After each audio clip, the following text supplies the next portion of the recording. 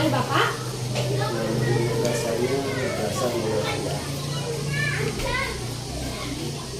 Kira-kira sejak kapan berdirinya, Pak? Dari tahun 2009. Nah, selanjutnya, kira-kira apa gagasan awal didirikannya madrasah ini, Pak?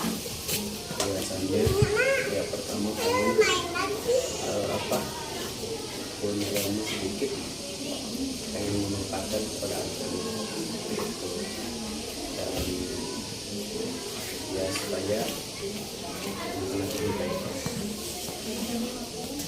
Siapa yang memiliki ide awal untuk mendirikan madrasah ini, Pak? Di awal ya dari saya sendiri. Pertamanya kan dari waktu itu dulu masih numpang sama orang lain, terus ada kesempatan yang memberikan madrasah sendiri. Nah, sekarang berapa jumlah santri dan pengajarnya? Kalau jumlah santri sekarang kurang lebih 120. Kalau jumlah pengajar 5 orang. Wah, lumayan banyak ya, Pak? Sebetulnya kan soal pengajar masih kurang. Iya, pasti. Ya, santrinya banyak loh ya. Nah, bagaimana cara yang dilakukan oleh Bapak agar banyak orang tua yang menyekolahkan anaknya di madrasah Bapak? Kalau cara yang bikin dari segi ini kualitas, gimana kita mengajar sama anak. Karena di sini kan ada 2 madrasah, jadi berbandingnya. Jadi kalau menurut saya, ya kalau untuk soal anak-anak yang mau saya silahkan, yang di bawah silahkan. Iya, jadi tidak ada paksaan ya, Pak ya. Nah, ya. Nah, bagaimana Bapak memastikan bahwa madrasah ini terus berkembang dan memenuhi kebutuhan masyarakat? Untuk memastikan berkembang, ya mudah-mudahan ya mungkin dari kualitas dulu ya. Kenapa? Sekarang banyak tempat peribadahan. Sarangnya kan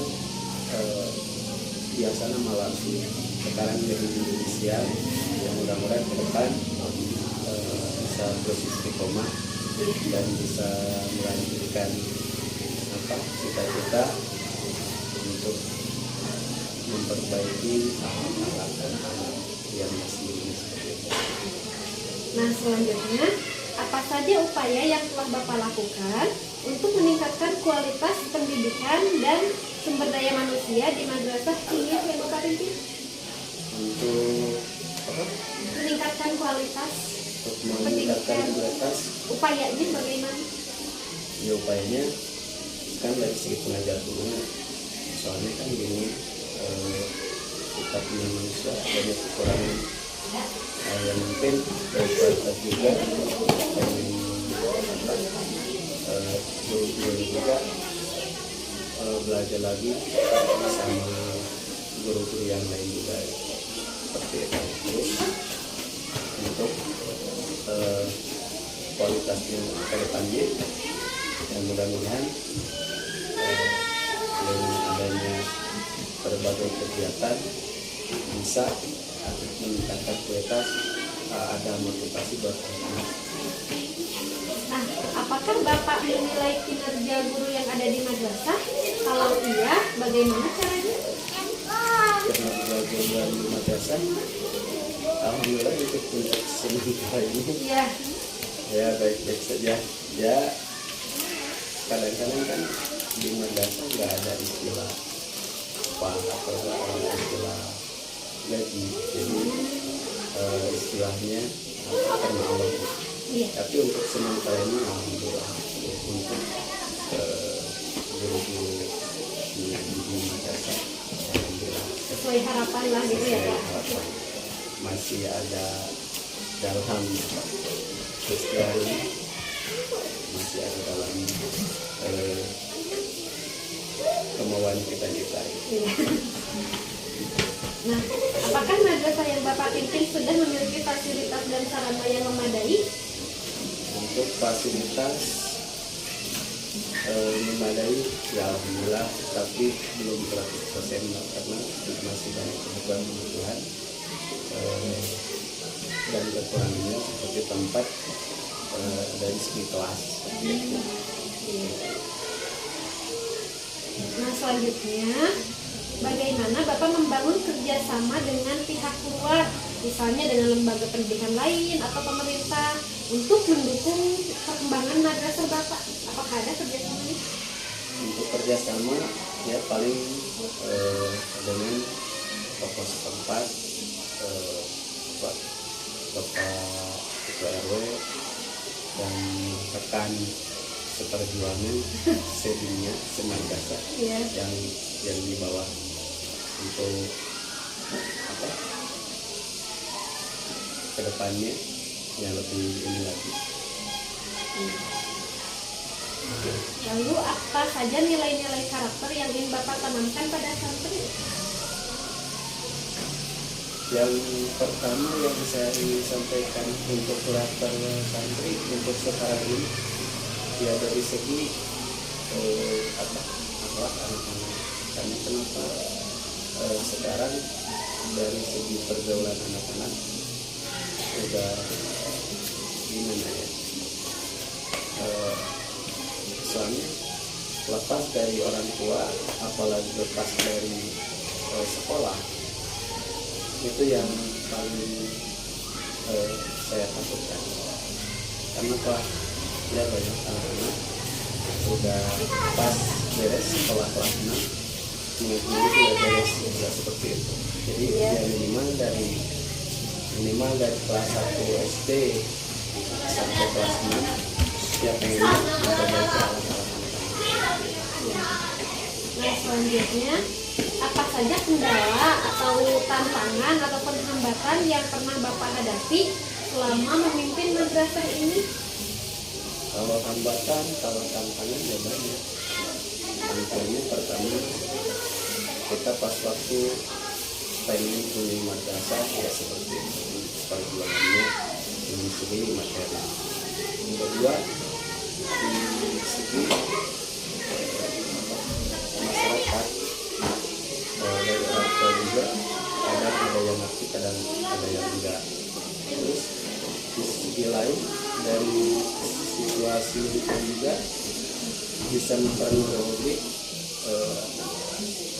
adanya madrasah tersebut untuk berdiri seperti itu. Tantangannya banyak. Kemudian bagaimana madrasah diniyah ini terlibat dalam kegiatan masyarakat Pak, sejauh mana? Kalau untuk terlibat dari segi masyarakat ya paling dalam acara maulid antara keajaiban dan pada kegiatan seperti itu. Nah, apa harapan Bapak terhadap kontribusi madrasah diniyah ini terhadap masyarakat? Harapannya ya saya pengen anak-anak lebih baik, terus orang tua dan masyarakat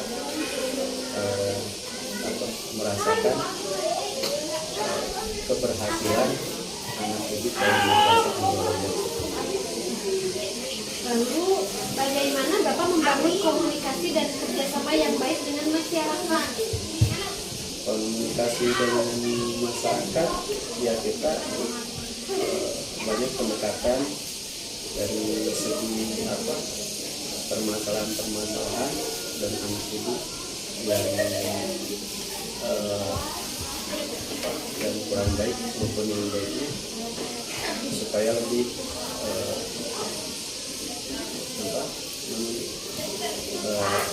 lebih fair dalam menyampaikan ada suatu masalah kepada masyarakat, baik dari orang tua kepada guru mengaji, baik kepada kepala guru. Jadi nggak ada timbul permasalahan antara tokoh masyarakat baik orang tua santri seperti itu. selanjutnya bagaimana Bapak mengevaluasi keberhasilan madrasah diniyah ini? Untuk mengevaluasi, jadi dilihat dari karakter anak-anak,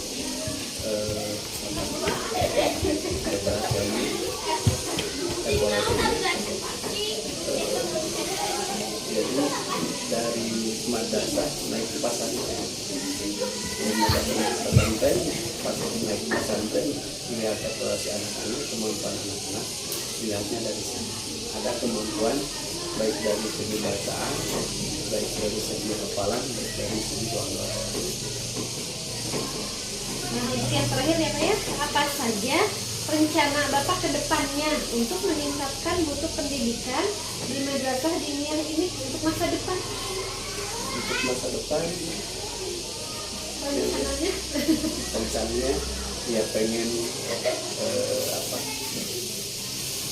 untuk kedepannya biar lebih anak-anak bersemangat dalam mengaji, pengen punya fasilitas buat mengadakan intinya baik dari segi perpisahan, baik dari segi impian anak-anak, baik dari segi perlombaan. Karena apa? Kalau nggak ada perlombaan, nggak ada kegiatan, anak-anak jadi nggak kurang semangat lah dalam belajar untuk mengaji. Tapi kalau ada kegiatan, insya Allah kedepannya yang mudah-mudahan ada lebih motivasi buat anak-anak untuk lebih giat belajar. Ya Pak, mudah-mudahan rencananya dilancarkan ya Pak ya. Mungkin sekian sesi wawancara kali ini. Terima kasih atas waktunya ya Pak ya. Mudah-mudahan madrasahnya semakin maju dan bisa menghasilkan anak didik yang berakhlak mulia. Mungkin segitu ya Pak ya. Assalamualaikum.